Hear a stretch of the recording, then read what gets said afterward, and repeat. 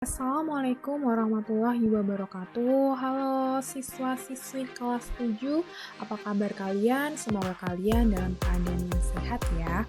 Nah, dalam video ini kita akan bersama-sama mempelajari materi pertama kita, yaitu tentang teks deskripsi. Dengan kompetensi dasarnya adalah 3.1 mengidentifikasi informasi dalam teks deskripsi tentang objek seperti sekolah, tempat wisata, tempat bersejarah, dan atau suasana pentas seni daerah yang didengar dan yang dibaca. Dengan tujuan pembelajarannya adalah yang pertama, menemukan informasi dalam teks deskripsi, kemudian menentukan informasi dalam teks deskripsi, dan yang terakhir adalah menjelaskan informasi dalam teks deskripsi. Oke, langsung saja kita lanjut ke materinya. Yang pertama yaitu pengertian dari teks deskripsi. Jadi secara definisi teks deskripsi sendiri adalah teks yang menggambarkan objek dengan cara memerinci objek secara subjektif atau melukiskan kondisi objek dari sudut pandang penulis. Jadi, teks deskripsi itu isinya adalah tentang gambaran suatu objek berdasarkan pendapat si penulis itu sendiri. Tujuan dari teks deskripsi, karena teks deskripsi itu tadi adalah menggambarkan objek, berarti otomatis tujuannya juga menggambarkan atau melukiskan secara rinci dan penggambaran sekonkret mungkin suatu objek atau suasana atau perasaan sehingga pembaca seakan-akan melihat, mendengar, mengalami apa yang dideskripsikan. Sekonkret di sini artinya adalah secara nyata agar si pembaca pun juga seakan-akan melihat, mendengar atau mengalami apa yang dideskripsikan walaupun si pembaca tidak melihat secara langsung atau mendengar secara langsung objek yang dideskripsikan. Oke, seperti itu ya. Mari kita lanjut ke slide selanjutnya, yaitu tentang ciri objek yang dideskripsikan. Yang pertama adalah objek yang dibicarakan pada teks deskripsi bersifat khusus, yaitu objek tertentu yang kemungkinan berbeda dengan objek lainnya. Yang kedua adalah objek yang dideskripsikan bersifat pendapat personal. Nah, untuk yang pertama ini bersifat khusus. Maksudnya adalah perbedaan umum dan khusus dulu ya.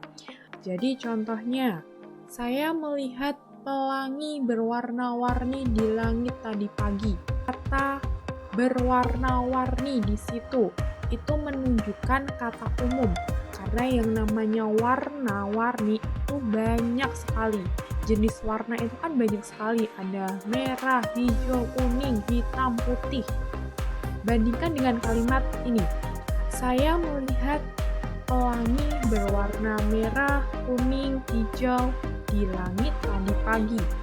Berarti otomatis kalian pasti membayangkan warnanya hanya merah, kuning, dan hijau. Jadi, warna merah, kuning, dan hijau tersebut dinamakan kata yang bersifat khusus. Jadi, lebih rinci lagi, lebih dijelaskan lagi warnanya itu apa saja.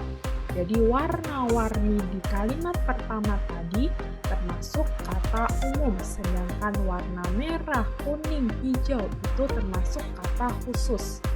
Tahu ya perbedaannya ya? Oke, yang kedua, objek yang dideskripsikan bersifat pendapat personal. Jadi ketika seseorang membuat sebuah teks deskripsi, dia akan menuliskan pendapat dia sendiri.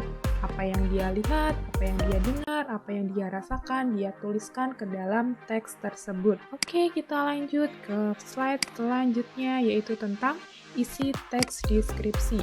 Yang pertama, isi teks deskripsi diperinci menjadi perincian bagian-bagian objek. Contohnya nih, kalian ingin mendeskripsikan sebuah rumah kalian. Nah, rumah kalian itu kan terdiri dari teras, ada bagian ruang tamu, kamar kalian. Nah, bagian-bagian rumah tersebut pun ikut dituliskan, ikut digambarkan. Oh, ternyata terasnya lantainya berwarna hitam. Terus mungkin ada banyak tanaman di halaman rumah kalian. Jadi seperti itu. Yang namanya mendeskripsikan itu harus dijelaskan secara rinci. Oke, selanjutnya yang kedua adalah isi teks deskripsi menggambarkan secara konkret. Nah, konkret tadi apa? Konkret itu secara nyata ya. Contohnya, menggambarkan wisata yang indah akan dikonkretkan indahnya seperti apa. Menggambarkan ibu yang baik akan dikonkretkan baiknya seperti apa.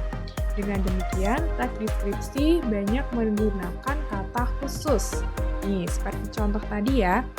Warna itu dikhususkan pada kata jenis warnanya itu apa, misal hijau, biru toska, orange, merah, dan lain sebagainya. Nah, selanjutnya, isi teks deskripsi bersifat personal dengan kandungan emosi sehingga menggunakan kata-kata dengan emosi kuat. Contohnya nih, ombak menggempur, kemolekan pantai, ibuku yang tangguh. Jadi ketika kalian membaca sebuah teks deskripsi, kalian pun ikut merasakan, oh ombaknya menggempur, pasti ombaknya besar. Seperti itu contohnya. Oke, mari kita lanjut ke slide selanjutnya, yaitu tentang ciri teks deskripsi dari segi penggunaan bahasa. Ada apa saja? Yang pertama yaitu menggunakan kata-kata khusus untuk mengkonkretkan. Contohnya yaitu warna dirinci merah, kuning, hijau, sehingga penggambaran objek pun akan lebih nyata. Terus yang kedua yaitu menggunakan kalimat rincian untuk mengkonkretkan. Contohnya, ibuku orang yang sangat baik, dia berusaha menolong semua orang. Dia ramah dan tutur katanya lembut kepada siapa saja. Jadi baiknya itu dijelaskan, baiknya karena apa? Ternyata baiknya karena selalu menolong semua orang. Terus baiknya juga karena dia ramah dan tutur katanya lembut kepada siapa saja. Oke, selanjutnya yaitu menggunakan kata sinonim dengan emosi kuat. Kata sinonim itu apa yo? Sinonim artinya persamaan kata. Jadi contohnya, indah diungkapkan dengan sinonim yang lebih memiliki emosi kuat, yaitu elok, permai, molek, mengagumkan, memukau, atau menakjubkan. Jadi kata indah itu dicari persamaan katanya yang lebih khusus lagi. Oke, selanjutnya yaitu nomor 4 adalah menggunakan majas untuk melukiskan secara konkret. Majas itu sendiri artinya adalah gaya bahasa. Jadi contohnya, pasir pantai lembut seperti bedak bayi. Nah, kalau secara nyata, masa iya sih pasir pantai sama seperti bedak bayi? Kalau kenyataannya kan tidak sama. Tapi karena si pasir pantai ini sangat lembut, jadi diumpamakan seperti bedak bayi. Hamparan laut biru toska seperti permadani indah yang terbentang luas. Hamparan laut biru toska ini diumpamakan seperti permadani yang indah. Jadi persamaan keduanya adalah sama-sama indah, sama-sama luas. Terus contoh selanjutnya yaitu angin pantai dengan lembut mengelus wajah kita. Seolah-olah angin pantai itu mengelus wajah kita, padahal angin tersebut hanya lewat ke wajah kita atau kita yang terkena angin tersebut. Kita lanjut ke selanjutnya yaitu nomor 5 adalah menggunakan kalimat rincian. Contohnya, terumbu karang berwarna-warni. Ada terumbu karang orange, abu-abu, hijau muda. Jadi warna-warni di situ dirinci lagi jenis warnanya apa. Ada orange, abu-abu, dan hijau muda. Oke, selanjutnya yaitu nomor 6, menggunakan bahasa yang melibatkan panca indera sehingga pembaca seolah-olah melihat, mendengar, dan merasakan apa yang dideskripsikan. Contohnya adalah ketika kita membaca sebuah teks deskripsi, di situ dituliskan warna hijau, warna kuning, warna biru. Padahal kita tidak melihat langsung warnanya, tapi di situ dituliskan, deskripsikan warnanya secara khusus. Maka otomatis kita juga seolah-olah melihat objek tersebut. Oke, lanjut nomor 7 adalah teks deskripsi yang memunculkan kata ganti orang. Contohnya adalah kata kucingku, itu kata ganti orangnya adalah ku.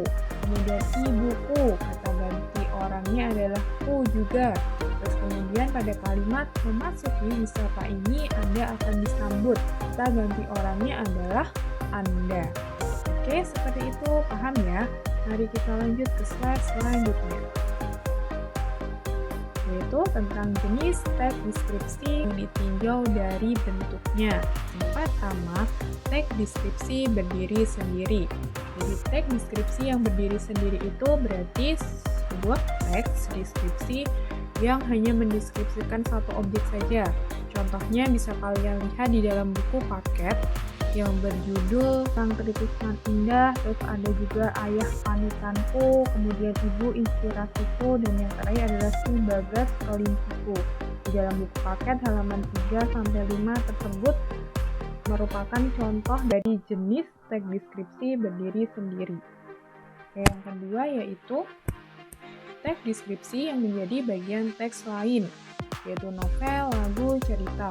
Jadi teks deskripsi ini terletak di dalam sebuah teks lain. Contohnya semisal ada sebuah cerita atau novel. Di dalam novel atau cerita tersebut kalian pasti pernah menemukan si penulis mendeskripsikan latar ceritanya atau mendeskripsikan tokohnya seperti apa. Jadi di dalam teks tersebut terdapat teks deskripsi. Oke, selanjutnya adalah jenis teks deskripsi lainnya. Ada apa saja? Ada teks deskripsi spasial, ada teks deskripsi objektif, kemudian ada teks deskripsi subjektif. Teks deskripsi spasial merupakan teks yang topiknya berupa ruang atau tempat. Objeknya itu berupa sebuah ruangan atau sebuah tempat. Terus kemudian ada teks deskripsi objektif, yaitu teks yang menggambarkan suatu objek sesuai dengan kenyataan tanpa adanya opini atau pesan dari seorang penulis. Jadi dalam teks deskripsi objektif ini, objek yang dideskripsikan berarti sesuai kenyataan aslinya dan tidak ada opini atau pesan dari penulis. Selanjutnya yang terakhir yaitu teks deskripsi subjektif. Adalah teks yang menggambarkan suatu objek berdasarkan hal yang dirasakan dilihat oleh si penulis itu sendiri. Objek yang dideskripsikan itu berdasarkan pendapat atau opini dari si penulis tersebut. Oke, terima kasih. Demikian adalah pembahasan tentang teks deskripsi dengan kompetensi dasar 3.1. Semoga dengan video ini bisa membantu kalian untuk memahami materi pertama kita ya. Namun jika kalian masih mengalami kesulitan untuk memahami, silahkan kalian bisa menanyakan di kolom komentar setelah video ini Budi share. Terima kasih, sampai jumpa di video selanjutnya. Bu Desi akhiri, kurang lebihnya Bu Desi mohon maaf. Wassalamualaikum warahmatullahi wabarakatuh.